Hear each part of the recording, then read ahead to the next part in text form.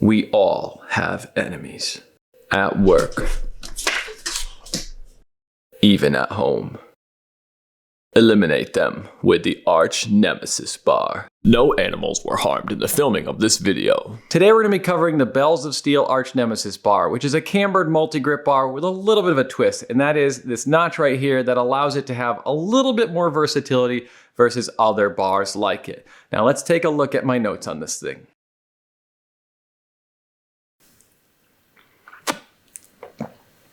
I hope this Canadian company's equipment is better than this joke and beer I just spent the entire video's budget on. I find specialty bars interesting for the variety they can add to your training. And this is a good budget bar for people looking for value who aren't also looking to break the bank. There are some alternatives to this bar, which we'll talk about later, which range wildly in budget, but this bar's sweet spot is in value and versatility. If you're that guy who says I did the entire video without showing off the product after I inserted well over 30 pics and clips over it, well, here it is.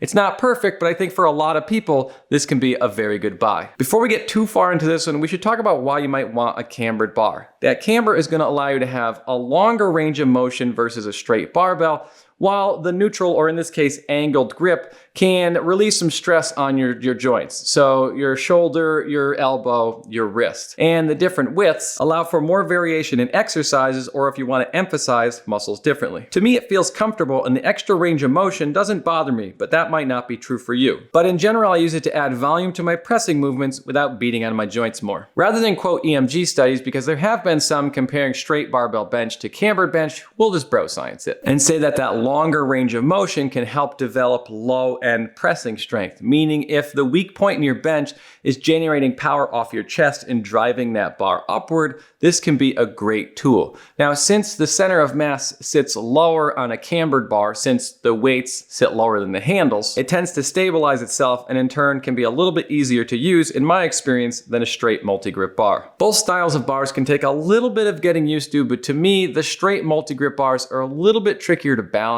or keep level or whatever because of normally their added width, especially versus this one. But since their center of mass and center of rotation are on the same plane, combined with that neutral or angle grip, they always want to tilt a little bit if you don't have your grip perfect. I want to take a moment and talk about versatility with these things because I see a lot of advertisements and then people in turn quoting them on different type of exercises you can do with these bars. And surprise, surprise, I disagree a little bit. Now, if you're easily offended, just assume that Facebook post you read is fact. But personally, I find that exercises where the bar can stay in that kind of vertical orientation that it wants to because of that center of mass, like bench press or rows, it works really well. But for things like a skull crusher or a curl, where the bar and the weight always want to correct themselves and return to that vertical state, you can be putting a lot of pressure on your wrist, especially as you start adding weight to this bar, and the bar and you are always constantly trying to fight each other for positioning. Now let's get into the specs real quick. It's 78 inches long, which is about 10 inches shorter than an Olympic barbell. The grip width is 5 1/8 inch, and the middle handle section is 40.5 inches in total width, which is important to note because this width right here, if you have a more narrow rack like a PR 4000 or 5000, which is 41 inches on the interior, this is only about ½ an inch total that you have to rack this thing. Now, if you have a Rogue Monster or Rogue Monster Lite or something like that, where it's 49 inches on the outside, it's not really much of an issue because this is 5 inches on each side and it comes to 51 inches total. So you'll have about an inch left over, which isn't so bad for these specialty type bars. It's got a 17 3/4 inch loadable sleeve length and a camber depth of 3.5 inches, which is going to allow you to add a few more inches to your bench press. Now, it does weigh 24 pounds, which is important because you're gonna have to be a little more careful loading it and unloading this thing since it's not gonna be as stable as a longer, heavier bar. But think about how strong you're gonna look after you add plate after plate on this thing and nobody knows you're 20 pounds short. It does make it feel a little bit like a toy, but I understand why. If it weighed 45 pounds, then attaching it to your cable machine would be a fun experience. Though the size and the weight do make it easier to move around. It features a 600-pound weight capacity and is manufactured in China.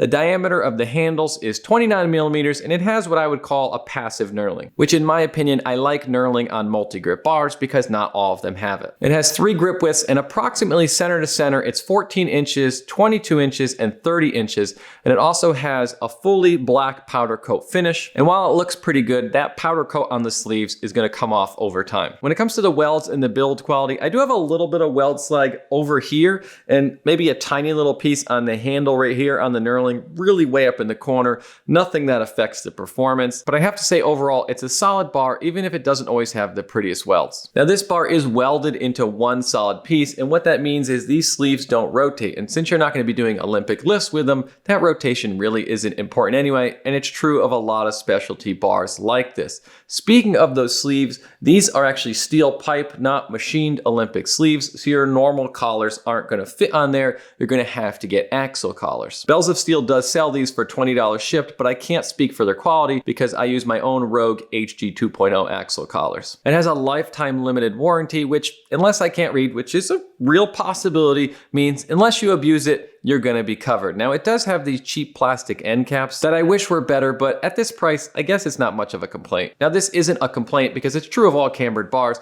but it is going to try to flip in the rack. Now, I don't have a whole lot of experience with top heavy girls, but it's something I worry about because Winnie's kind of klutzy. It's not a balance issue with the bar, it's just that camber makes it top heavy. My biggest complaint probably is the packaging. I feel like it could have been done a little bit better. It comes in a plastic bag and then in a cardboard box, but there's really not much else protecting it. Mine did come undamaged, and since it's a lighter bar, they can probably get away with a little bit more, but I can't imagine it always ends well, and my Rogue stainless steel lat attachment actually came shipped the same exact way. So it's something a lot of companies need to improve on. Now let's quickly cover some cambered bars that are alternatives to this bar. There's the Titan Angled Multi-Grip, which weighs around 47 pounds, has knurled handles, and a black powder coat. Now that bar has a 2-inch camber, so you can flip it around and simulate a 1-board press. And it's definitely not a copy of Elite FTS's American Cambered Bar. For the price, it's a solid bar, and like with this bar, you're getting a lot for your money, so it's hard to complain too much. Though, if you watch my flat multi-grip Titan review, or whatever the heck it's called, you'll see that I'm often